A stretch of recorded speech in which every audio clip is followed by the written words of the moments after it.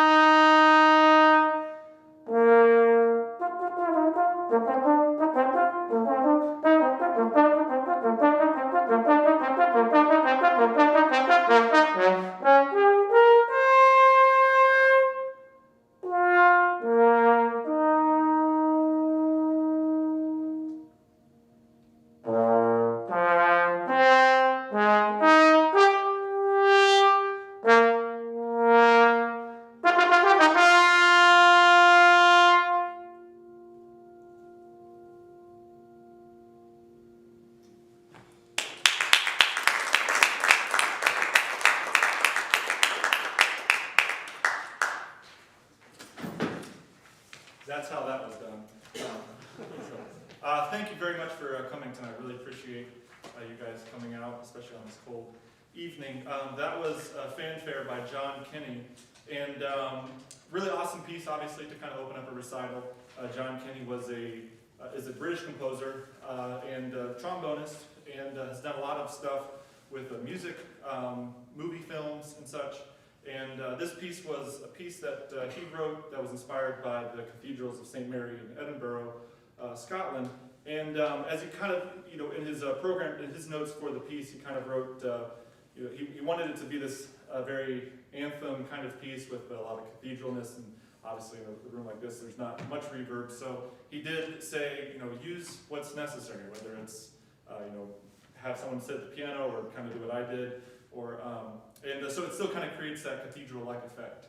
The next piece that I'm going to have for you is a piece by Daetwyler, and he's a Swiss composer that died in 1994, and not really well known, at least in the United States, as for his composing. He was primarily he was born in Switzerland, moved to France, studied at the Paris Conservatoire, and then in 1938 he moved back to Switzerland due to the Second World War, and has written a lot of music for the Althorn. So if you were to literally Google his name, you would see some Althorn concertos come up. And so this next piece when I was kind of planning this recital out, as you can see, it's only me up here and the piano and a bench and computer that will be used later. But so I was looking for pieces that are unaccompanied in a sense, and I came across this piece that I think is actually not it's not too avant-garde in a sense. It's very tonal sounding. But what I noticed a lot in the second movement of this alto piece is that he uses the overtone series a lot, which is obviously very common in alphorns. And so he kind of sticks to his roots with the Swiss feel. And this piece he wrote for Branimir Slokar, who's a very famous European trombonist. So this is the Largo and Scherzo.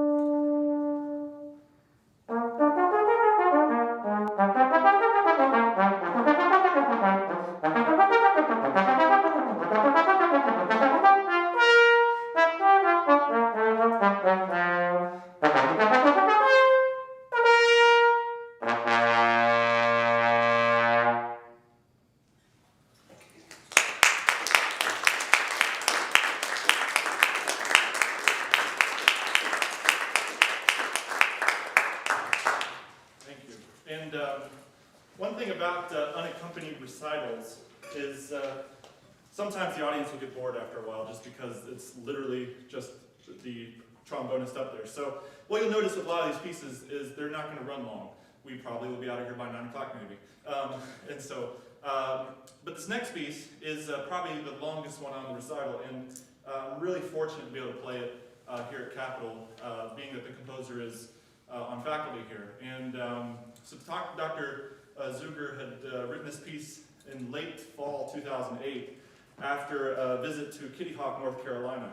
And has a kind of a special significance for me in that I was raised for a few years in North Carolina, and my parents still live there. So having the connection of living in Ohio now with family in North Carolina, it's a special piece for me in that sense. And this piece also, Ohio and North Carolina. The story about the Wright brothers is kind of a fascinating story. You know, the Wright brothers, they started in Dayton, Ohio, and they invented flying. They went to Kitty Hawk and kind of started the flying phenomenon that we know today. There's always this debate about, okay, what state invented flight? Was it North Carolina, Ohio? Both kind of have this idea of being first in flight or birthplace of aviation.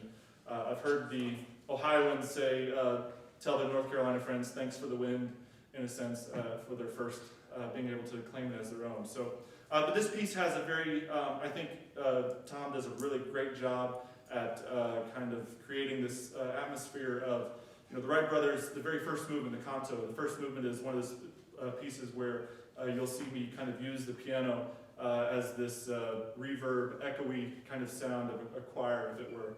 And then in the second movement, it kind of starts to build up the flight. You'll hear the rhythmic patterns happening in 16th notes. All the while as, it's kind of like if you envision the plane is getting ready to take off, they're also kind of saying the prayer to themselves as they are getting ready to test out this new thing. So, like I said, I'm really fortunate to be able to play it here at Capitol with the composer in the audience. It is kind of slightly nerve-wracking because you don't want to mess it up in a sense. But so this piece is Prayer in Wings.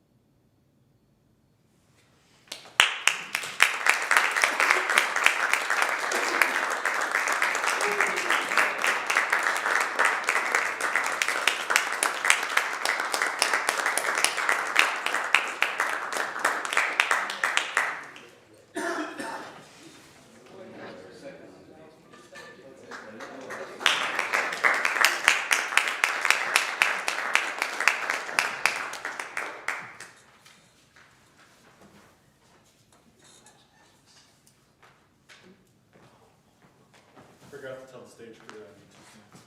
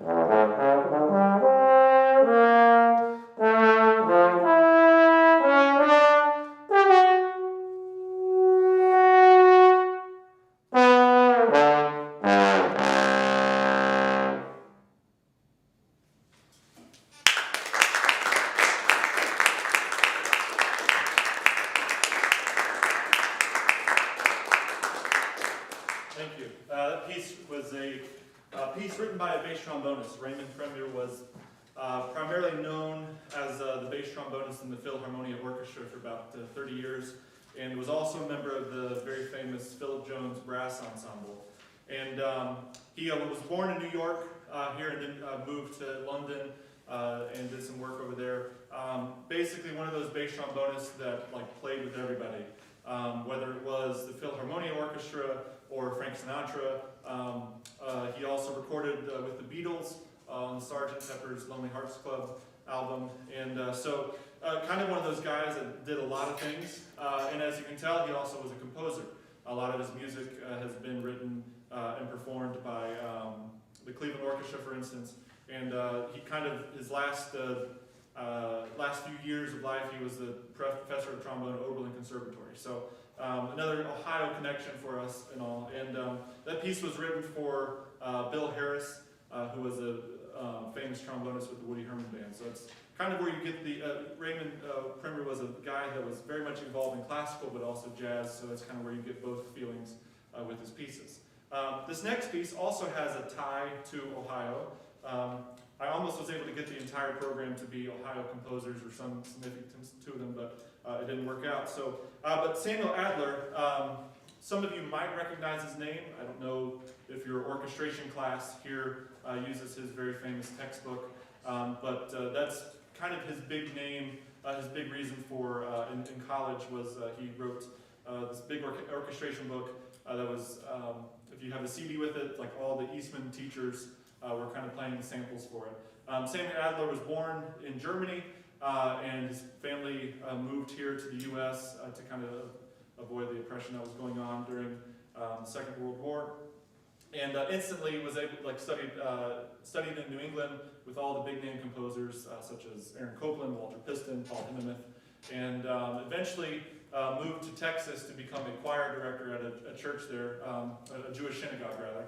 And from there he became a teacher at the University of North Texas, and then was also a teacher at Juilliard and Eastman. And so he's kind of been one of these composers that's like, basically has the who's who list of where to teach and all. And has since then moved to Perrysburg, Ohio, in the Toledo area.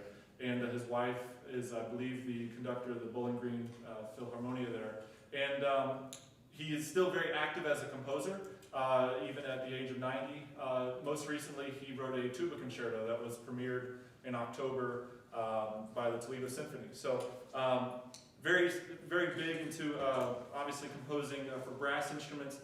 Bass trombonists will know him for his Canto No. 2, which is like a series of canto pieces that he wrote. But this piece here, called Bravura, is a piece that he wrote back in 2011 or 2012, and was written for the British virtuoso bass trombonist Jonathan Warburton. And something, this is, whenever I think about unaccompanied pieces, this is kind of one of those pieces I think about. One that you try to, as the performer, make sure that the audience is still kind of engaged with it. It's not just one of these random modern pieces that just a bunch of like notes strewn together and stuff. So with it, there's a lot of lyricism involved with it, even though there's maybe some atonality happening.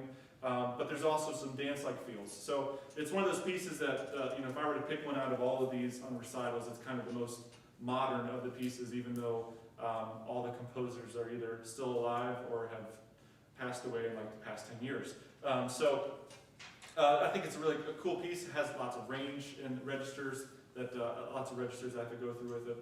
Which I should mention, you guys are very privileged. This bass trombone is making its first public appearance. Rob Phillips from Buckeye Brass and I have been doing lots of work together on this bass trombone. It's originally a 1970 Con 62H, which for bass trombonists is kind of like one of the holy grail of trombones. When I purchased it, actually I bought it on my wedding day, no joke. The guy I bought it from came to my wedding, said, tapped me while I was dancing with my wife, said, "Hey, you owe me some money," and said, "Here." And so, but he gave it to me, it was the original horn, still had the old horns had the thumb rollers like saxophones, and so you were going back and forth between F and D, a dependent instrument. And Rob and I started talking about, okay, what could we do to make the horn better? And so I gave it to him in August, we started kind of just collaborating a little bit. And a few weeks ago, he presented it to me, and it was like one of those moments of like when I started playing it, I literally was like, "Wow, Rob," kind of moments. And as a repairman, so the valves for those tech people out there, if there's any of you, it's some Olsen valves from a guy up in Wisconsin. What it did for the instrument itself is it makes it more of an open horn. And what I really like about this piece is you're going to hear, I go down from a pedal G all the way up to a high B natural, and looks like a majority of you, if not all of you, are musically inclined. So even afterwards, if you say, yeah, there's some things I didn't like about the horn, or just kind of give me some feedback on it, because it's still a work in progress for Rob and I.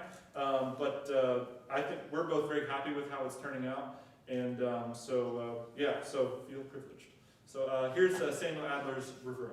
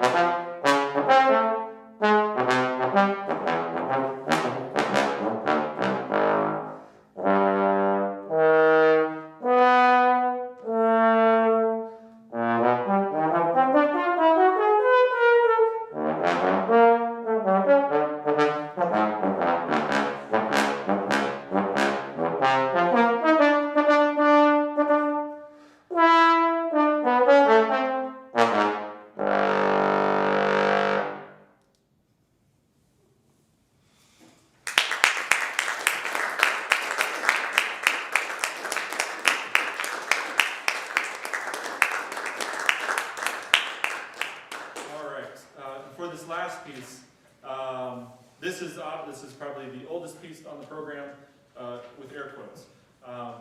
The Canzone was written by Frescobaldi, who was an Italian composer back in the Renaissance, early Baroque period, and was very well known for all of his canzones that he wrote, and was one of those composers that influenced Henry Purcell and J.S. Bach and all. So very kind of significant to classical music. This piece is kind of where the computer starts to come into play. A bass trombonist by the name of Ben Van Dyke from the Rotterdam Philharmonic went to one of his friends, Eddy Koopman, and said, hey, I want to play this piece, but can you add some electronicness to it? And so with that, what it is basically there's going to be an electronic accompaniment with the piece. So it's the Canzone by Frescobaldi, I believe it's Canzone number 1. And with that, you're going to hear some electronic accompaniment. So, and then that's the end of the recital. And so I really appreciate you all coming here. I know that I believe this is like the first full week for Capital students. So you're kind of getting used to some things for the semester, but you could have been doing a whole ton of other stuff tonight. So the fact that you're here, I really appreciate that. And I'll be around afterwards, and I would just really appreciate thanking you personally and being able to talk with you. So yes, so here's this last piece.